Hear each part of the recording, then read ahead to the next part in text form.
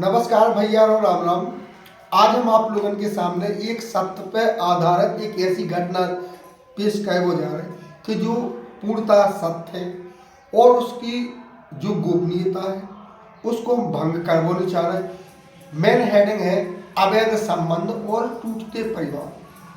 तो इसके जो मुख्य अभिवक्ता के रूप में है धीरेन्द्र सिंह परिहार जी हैं और बाल मुकुंद पाठक जी हैं, उमाशंकर राजपूत जी हैं और इस्माइल खान जी हैं, सभी लोग हैं। तो आज हम लोगों ने एक समाज को एक मैसेज जाएगा कि अवैध संबंध बनाने से परिवार किस प्रकार टूटते हैं और आज का यह एपिसोड पूरी तरह सत्य घटना पर आधारित है जो हमारे चारों ओर आए दिन घट रही घटना है, लेकिन इसमें किसी प्रकार की गोपनीयता को भंग ना हो, किसी प्रकार का चैनल पर कोई आरोप ना आए, इसलिए घटना के पात्र और स्थान दोनों गोपनीय रखे जाएंगे।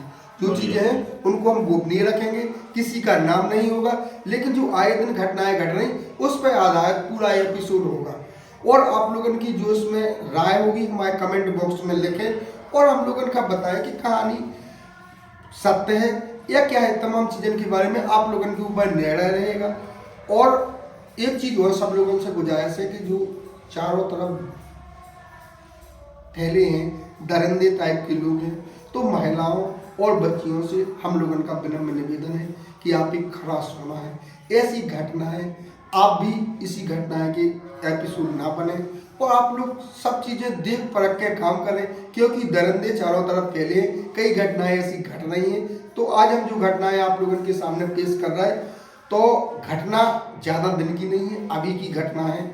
और एक महिला होती है जो कि एक महिला के शादीशुदा है, उसकी 2-3 बच्चे भी हैं और उसका एक जो कि पड़ोसी कह लो या सामने वाले से अवैध संबंध हो जाते हैं। तो उसकी भी बीवी है, उसके भी बच्चे हैं, वे लोग एक अवैध संबंध में रहते हैं। कुछ दिन रहते रहते वे लोग एक दूसरे से इतना प्यार करते हैं कि वे लोग बाहर भाग जाते हैं। 4 महीने तक उस महिला के साथ अवैध संबंध बनाए जाते हैं, फिर उसको 4 महीने के बाद उसको छोड़ दिया जाता है। महिला जाती है उस जगह के थाने पर जाती है और जो उसका पर्सनल थाना है वहाँ भी जाती है, उसकी कोई सुनाई नहीं होती है। फिर वो महिला टीकमगढ़ जाती है, टीकमगढ़ में एसपी साहब से भी गुहार लगाती है, मुख्यमंत्री को भी आवेदन देती है, लेकिन उसकी कोई सुनाई नहीं हुई। तो आज इसके बारे में हमारे साथ जो धीरेन्द्र वकील साहब हैं वो सलाह परामर्श देंगे और आप लोगों तक हम पहुँचाएंगे। तो धीरेन्द्र वकील साहब, आपका हमारे एपिसोड में स्वागत है और आप हमारे समाज का मैसेज देना चाह रहे हैं इसमें, तो आप बताएं। धन्यवाद राम सिंह जी, आपने अपनी पत्रकारिता के बीच में एक अच्छा विषय जो एक सामाजिक समस्या के रूप में आजकल है, और कानूनी समस्या तो बाद में बनती है, पहले वो सामाजिक समस्या है कि अवैध संबंध और टूटते परिवार जैसे विषय पर आप आए हैं और ताज़ा तरीन घटना लेकर आए हैं। तो हमारा कहना ये है कि जो आपके लिए ये घटना होगी, लेकिन हम जहाँ काम करते हैं तो वहाँ ऐसी घटनाएं आमतौर पर आती रहती हैं और अपन उसके कारणों पे भी अगर जाएं तो कारणों को समझना भी उतना कठिन नहीं है। सामान्यतः लोग समझ रहे हैं कि सामाजिक ढांचा हमारा जब से ध्वस्त हुआ है, टूटा फूटा है, तो ऐसी समस्याएं आनी शुरू हुई हैं। जैसे पहले संयुक्त परिवार होते थे। अच्छा, संयुक्त परिवार में क्या है, बड़े बुजुर्ग होते थे तो उनकी कमांड कहीं ना कहीं घर के सदस्यों पे रहती थी, तो अच्छाइयाँ बुराइयाँ या जो भी चीज़ें हैं, ठीक है, तो उन पे रहती थी। अब क्या है कि जो संयुक्त परिवार टूटे वो है क्या, उनका मियाँ बीवी है और एक बच्चा बच्ची है, बंटी छोटू हो गए, है कि नहीं, और मम्मी पापा हो गए। इस प्रकार से ये जो चीज़ चली है तो इससे सामाजिक समस्याएं जो पैदा हो रही हैं और इसका स्तर भी अलग अलग है। अपन अपने स्तर पे अगर देखें कि जैसे आपने जो घटना बताई कि एक पुरुष है वो भी विवाहित है और जो महिला है वो भी विवाहित है, दोनों के बच्चे हैं, दोनों की मतलब पति है या पत्नी है, इसके बावजूद किस प्रकार से मतलब ऐसे उसमें फंस जाते हैं वो आके। चलो कि मतलब एक समस्या को लेकर मतलब समाज में ये रूप आता है। तो सबसे पहले तो ये है कि जैसे इस प्रकार की जो घटनाएं घट रही हैं उसका कारण ये है कि अब पहली चीज तो संयुक्त परिवार टूट गए हैं, बिल्कुल बिल्कुल। ठीक है। और दूसरी चीज ये है कि संयुक्त परिवार टूटने के बाद जो हमारे समाज का एक गांव में या नगर में एक पंचायत व्यवस्था होती थी, तो आपस में लोग चर्चाएं करते थे और एक दूसरे को अच्छी सलाह देते थे, और संस्कार प्रणाली थी, अच्छी बातें होती थी, लोगों की चौपालें लगती थी, मिलते बैठते थे, तो एक दूसरे की समस्याएं आती जाती रहती थी। अब कई बार ऐसा होता है कि मतलब आजकल जो भोगवादी युग भी है, जैसे महिलाओं की आकांक्षाएं कुछ ज्यादा बढ़ गई हैं, लोगों की आकांक्षाएं बढ़ गई हैं, महिलाओं की नहीं कहेंगे, आकांक्षाएं अब ज्यादा भौतिकवादी युग में बढ़ गई हैं कि लोग अपनी मनोकामनाएं पूरी करना चाहते हैं। तो कई बार ऐसा लगता है किसी भटकाना आसान होता है किसी सातिर माइंड के द्वारा। कोई सातिर व्यक्ति चाहता है किसी महिला को बरगला लेता है कि चलो हम तुम्हें ये करा देंगे, वो करा देंगे, तुम्हारा पति तो तुम्हारा ध्यान नहीं रखता है, ठीक है, हम तो हैं तुम्हारे। और कई बार ऐसी महिलाएं आ जाती हैं बरगलाने में, तो उनको इस चीज में समझना चाहिए कि उनका परिवार है, आज का अपना विषय इसी चीज पे है। उनके लिए सबसे परिवार से बढ़कर उनका व्यक्तिगत जीवन में उनके लिए कोई नहीं है। तो उन्हें समझना चाहिए कि अपने पति का और अपने बच्चों का ध्यान रखें, और ऐसे सातिराना सोच के लोगों से सावधान रहें। और सातिराना सोच के जो लोग हैं उनको अवसर ही तब मिलता है जब कहीं ना कहीं महिलाओं में ये आधार कमजोर होता है। तो कुल मिला के आता है कि ऐसा नहीं है कि अपन किसी एक पक्ष को दोषी ठहरा दें। देखो कई बार ऐसा भी होता है कि महिलाएं चूंकि अपनी महिला होने का फायदा उठाती हैं, जो कानून ने उन्हें दे रखा है थोड़ा बहुत, और ये सच्चाई है। और दोषी वो ही होती हैं, कई बार महिलाएं दोषी होती हैं और पुरुष बेचारे टक्कर काट लेते हैं। जैसे दूसरी चीज ये है कि जैसे अगर कोई महिला या स्त्री अपने पद से भटक जाए तो उसके लिए समाज में कई प्रकार की धारणाएं हैं कि ये उल्टा है, ये चरित्रहीन है, कई आरोप उठते हैं। और भैया पुरुष कहीं भी मुंह मारता फिरे, ठीक है, तो वो कुछ उस चर्चा का विषय नहीं बनता है। तो ये हमारी जो पुरुष प्रधान व्यवस्था रही है लंबे समय से, सैकड़ों हजारों सालों से, ये उसकी कुरीति है। देखो अपराध है, सामाजिक अपराध हो, कानूनी अपराध हो, आप ये नहीं कह सकते कि इसने अपराध किया तो इसका अच्छा अपराध है और उसने किया तो गलत अपराध। अब इसमें वकील साहब एक चीज और बताओ कि जैसे महिलाएं भटक जाती, भटक गई कोई महिलाएं हैं, उनके साथ ऐसी घटनाएं घट चुकी हैं, देखो अधिकांशतः 90% इसी प्रकार से घटना, तो उनके लाने क्या उपाय है, उन्हें क्या करना चाहिए?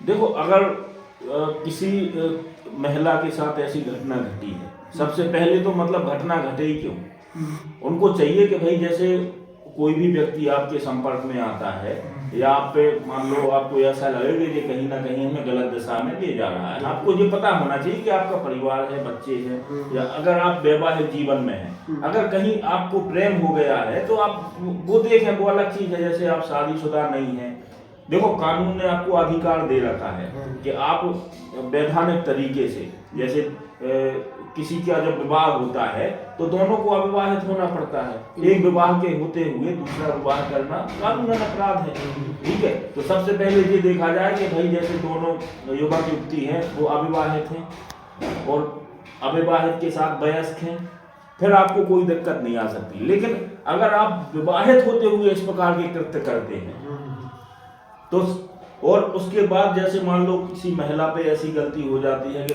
कोई पुरुष पर, कई बार ऐसा भी होता है कि पुरुष जो सातिर पुरुष होते हैं वो बरगला ले जाते हैं महिलाओं को, वो सहानुभूति का फायदा उठा लेते हैं। मान लो महिला कोई दुखी है, परेशान है, तो उसको थोड़ा आश्वासन देके कि चलो भाई हम तुम्हारा ध्यान रखेंगे, बाद में उन्हें पता चलता है कि हमारा तो शोषण किया गया।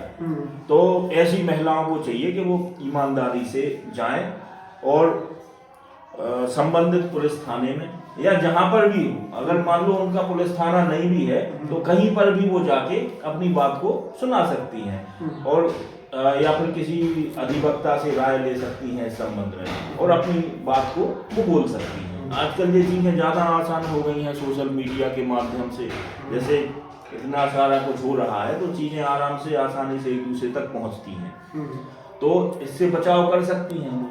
और अगर आप उसमें निर्दोष हैं और दूसरे व्यक्ति ने आपको छला है तो निश्चित तौर पर वो दंडित होगा, लेकिन इसमें सबसे पहले सावधान रहने की जरूरत स्वयं अपन को है। बिल्कुल बिल्कुल सावधान रहे और सतर्क रहे। हाँ, तो सबसे पहली यही। हाँ, तो पहली सीढ़ी क्या है उस महिला के लिए या उस बच्ची के लिए, या उसको अगर इस प्रकार से कोई उसके साथ घटना घट जाती है तो सबसे पहले उसको कहाँ जाना चाहिए, क्योंकि अशिक्षित भी है अपने बुंदेलखंड में बहुत ज़्यादा है। कई तो ऐसी है महिलाएं जो अंगूठा छाप है, वो ये तक नहीं जानती हम कहाँ जा रहे हैं। सबसे पहले तो उस महिला को ये चाहिए कि उसका जो परिजन हो, सबसे निकटतम हो, होता जैसे कोई भाई होता है, पिता होता है, जैसे पति, तो जो भी विकल्प हो उसके लिए, जो उसका निकटतम हो, जिस पे वो विश्वास करती है, उसको पूरी ईमानदारी से अपनी आप बीती सुनाए, उसको बताए, ठीक है, बिना किसी झिझक के। कई बार ऐसा होता है कि हम नहीं सुनाते, कोई समस्या आई, ठीक है, अपन ने नहीं सुनाया तो आगे चल के वो बड़ी दिक्कत होती है, बड़ी समस्या बनती है। तो उसी स्तर पे उस चीज को सुना दिया जाए, बता दिया जाए, तो फिर आगे का फोरम है उस पर कार्रवाई करने के लिए। हाँ, तो इसमें तो आप ऐसी व्यवस्थाएं भी हैं कि अगर आप अपनी गोपनीयता भी भंग नहीं करना चाहते हो, कार्रवाई चाहते हैं, तो वैसी भी व्यवस्थाएं संभव है। ऐसा नहीं है कि मतलब कई बार तो ऐसी घटनाएं इसीलिए भी सामने नहीं आ पाती कि लोग सहन करते हैं, कई महिलाएं सहन कर लेती हैं। जैसे महिला उत्पीड़न भी एक विषय ऐसा है कि जैसे घर में महिलाओं का उत्पीड़न होता है, हाँ, घर में भी दर्द कई प्रकार से होता है, लेकिन वो आवाजें बाहर नहीं निकल पाती, चार दीवार अंदर अपने आप भी घुटती रहती है। एक दृष्टि से देखें तो महिलाओं का जो जीवन है वो आज भी इतने वर्षों बाद भी सारी सुविधाएं, व्यवस्थाएं, कानून और तंत्र विकसित होने के बावजूद भी आज भी वो अपनी पीड़ा खुलकर कह नहीं पा रही। हाँ, घुट के जीती है। हाँ, तो ये और ग्रामीण क्षेत्रों में विशेषकर ये स्थिति है। और ग्रामीण क्षेत्र में भी जैसे अपन बुंदेलखंड की बात करें, वो जहाँ अपन बैठे हैं, जिस प्रकार के परिवेश में अपन हैं, यहाँ ये चीज़ें ज़्यादा कॉमन है।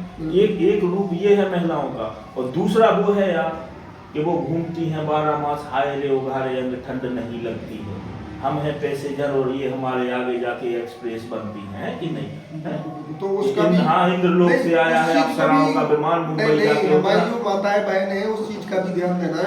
हाँ, हम ये बोल रहे हैं कि ग्रामीण परिवेश में ये घटनाएं घट रही हैं। दूसरी ओर अपन मुंबईया कल्चर की बात करें तो वहाँ से ऐसी संस्कृति आ रही है टीवियों के माध्यम से, मोबाइल के माध्यम से, कि महिला जी अर्धनग्नता जो हमने आपको बताया है, तो कहीं ना कहीं ये चीजें भी जिम्मेवार है। बिल्कुल। और उसमें एक चीज और है कि जो चीजें हैं सबसे ज्यादा इंटरनेट का जमाना है, बहुत ज्यादा है, उसने भी अपनी जो रीति रिवाज है और मानसिकता है, इनको पूरी तरह से खोखला बना दिया है। बिल्कुल। तो और भी विजय हमारे साथ है, आप लोग अपना मत रख सकत, आप लोगों का भी कुछ चीजें खाने हैं, बाकी से आपका थोड़ा विलम्ब है, आप लोग भी बताओ आपकी क्या राय है इस चीज में। आ जाओ। माँ शंकर विजय हमारे बहुत अच्छे निकटतम दोस्त हैं, तो उनसे भी चर्चा हो जाए, इसमें आपकी क्या राय है।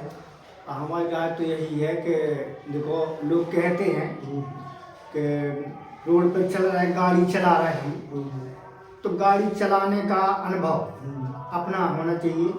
जैसे एक्सीडेंट कोई करता नहीं है, बिल्कुल। वो धोखे से होता है, लेकिन जो गाड़ी चला रहा है उसको चारों तरफ देख के उसको ही चलना चाहिए कि भाई हम तो बहुत अच्छे चल रहे हैं, लेकिन एक्सीडेंट दूसरा मेरे से ना कर दे।